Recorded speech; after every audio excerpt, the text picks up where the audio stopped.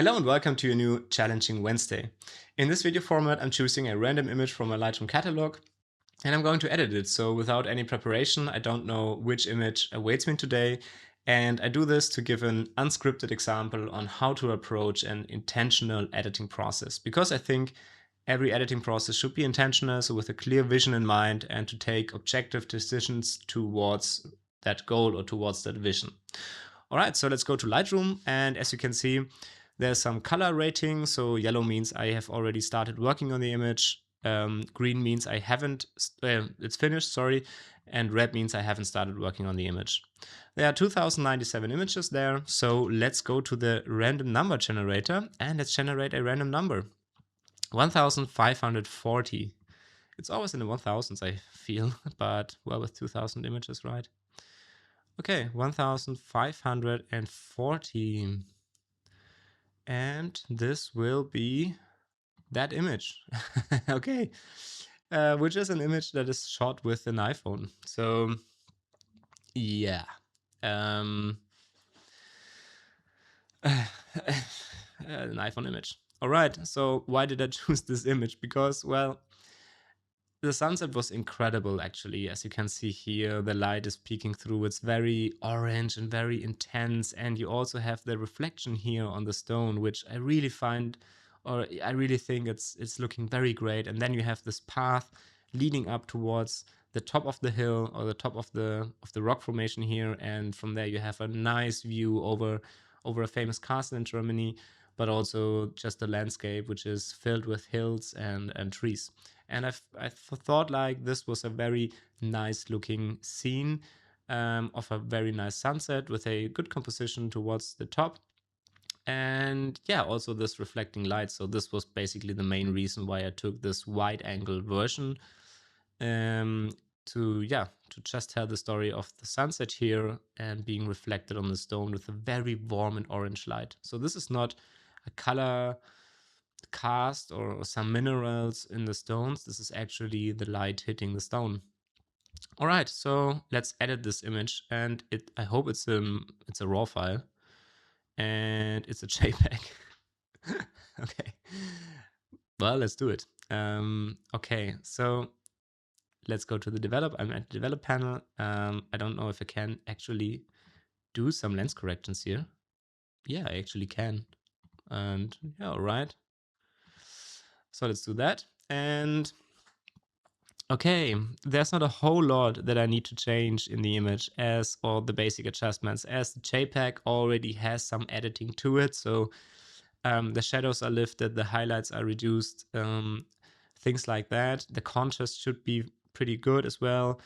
And actually it is. So I could maybe increase the whites a little bit. I have some room in the histogram. Let's see. Okay. I also don't want to blow out the blue colors in the sky.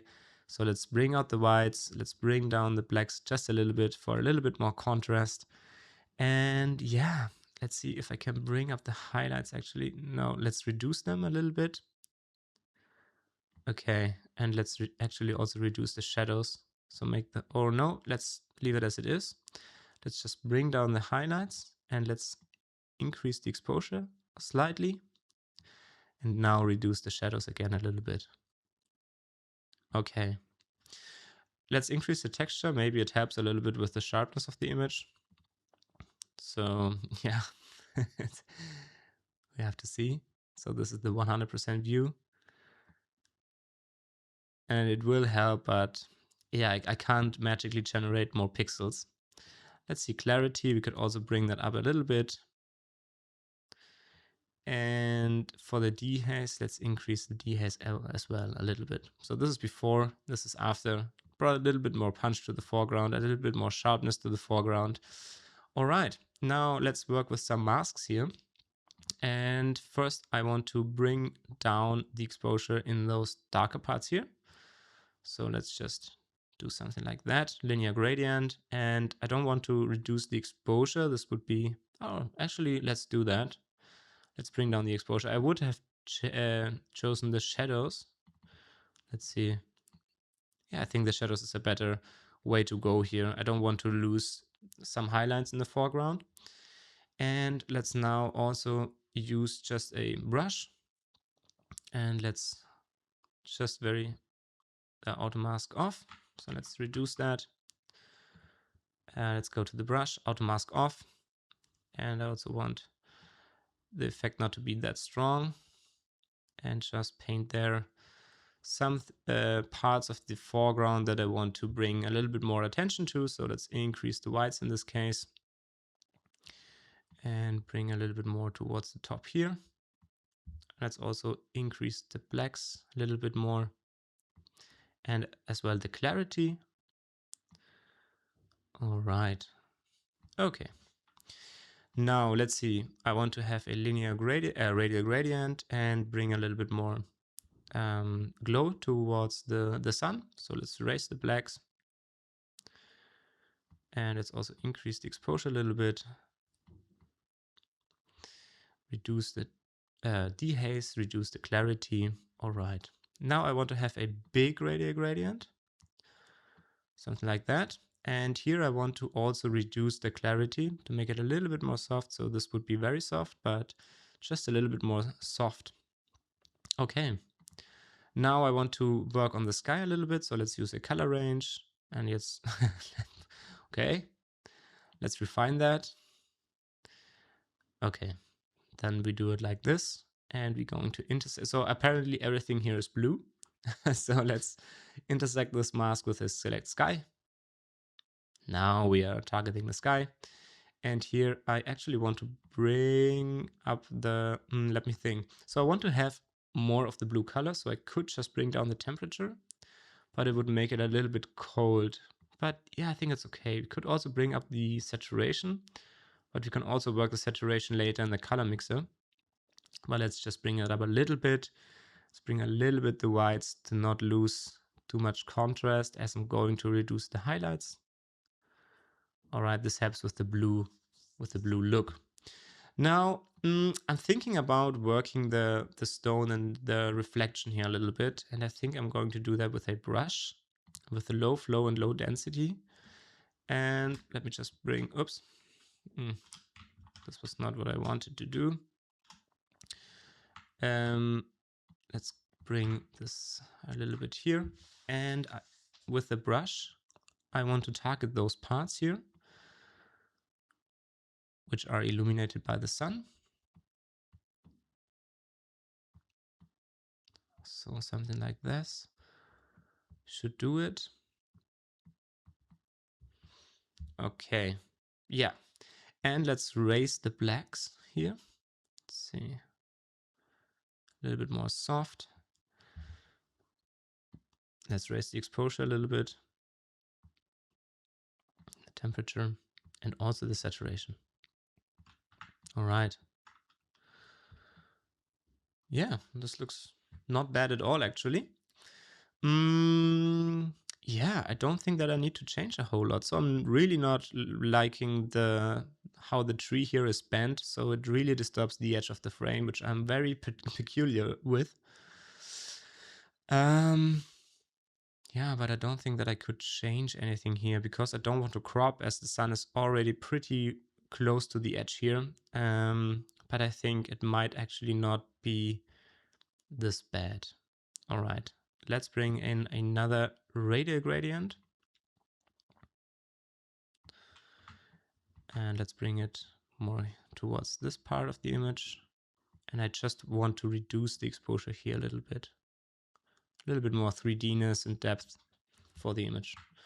Okay, yeah. So this is, let's have a look at the before and after. This is before applying the mask, and this is after.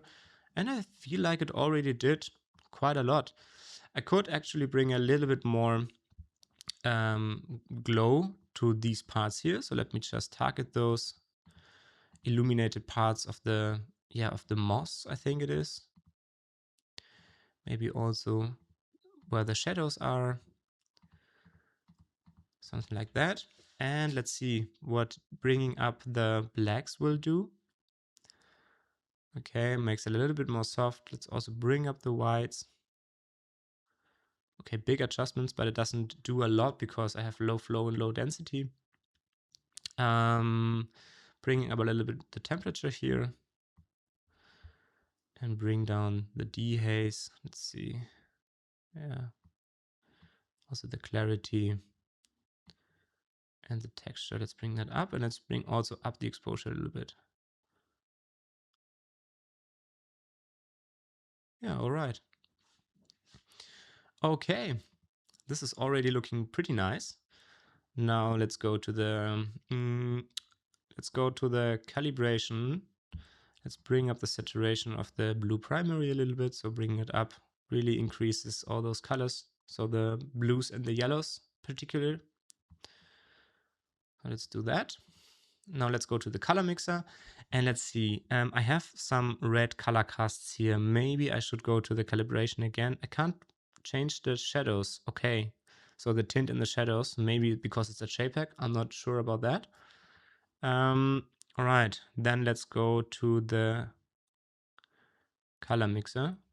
I could also try and target the shadows by bringing more blue to it.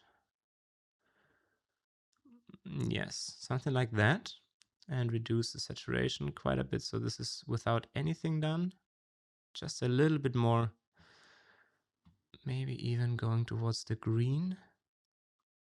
No, the aqua color maybe. Before, after. Yeah, so this gets rid of the magenta tint here in the darker parts. So this was okay. Now for the colors. Let's bring up the saturation of the yellows a little bit. And of the oranges as well. And also of the greens.